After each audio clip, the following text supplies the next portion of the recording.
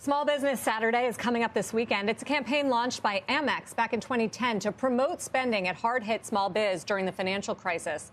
This year, Amex brand ambassador, playwright, performer, songwriter Lin-Manuel Miranda opened the doors to his own small business, the Drama Bookshop in the Theater District of New York City.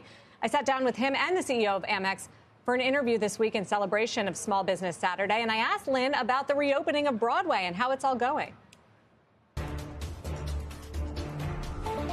First of all, I'm grateful theater is back. It was one of the more thrilling nights of my life when Hamilton reopened, same night as Lion King and Wicked on September 14th. And, you know, our mandate is that you're vaccinated and masked, and that makes seeing theater in New York one of the safest feeling places in the world.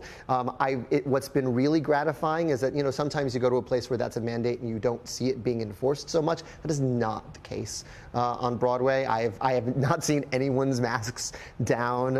And what's been kind of incredible is that people are really taking it seriously. People missed theater. It was gone for a year and a half, and I don't think folks are taking it for granted in the same way.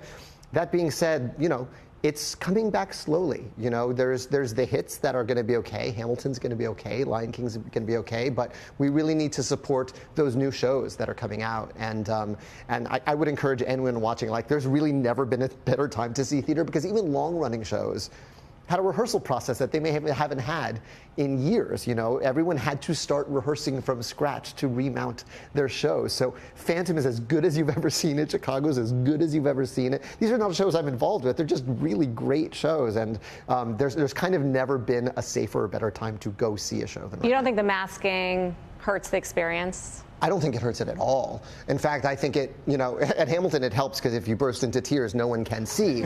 And if you're singing along, no one can tell who's singing along. So I actually think, no, I think it's wonderful, and it's kind of, I don't know, I find it very touching to see a masked audience, because we know, you know, how something was missing when theater was taken away from us, and we're willing to go the extra mile to be there again. When I think of pandemic moments during last year with my family, one of them is July 4th and watching Hamilton on Disney Plus, which was huge. Yeah. Do you think that changes the model, or was Hamilton just a unique case? I hope so, and I think you've seen, I can't tell you how many calls I fielded from creatives saying, hey, we're doing a pro shot of our show now. And again, it's tough because it's expensive. It's very expensive to film your show. We were in a position to do it. We did it the week before I left the show in 2016, and we really shot it like an indie movie. We paid for it ourselves. We didn't know what the value of it would be, but we said, let's get it while this cast is in the building. But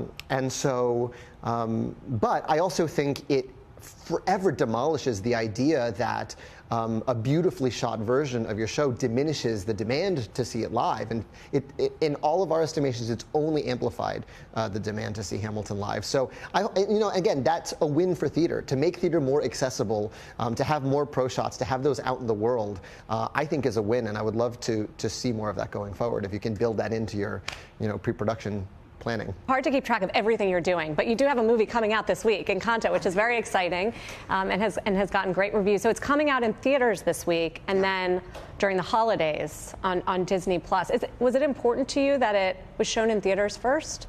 Well, I'm thrilled it's being shown in theaters first. That was, you know, that was not promised given the year we've had. I think I've seen every different kind of experiment, particularly with my movies this year. You know, there was In the Heights, which was on HBO Max and in theaters at the same time. There was an animated movie I made, Vivo, which went right to Netflix.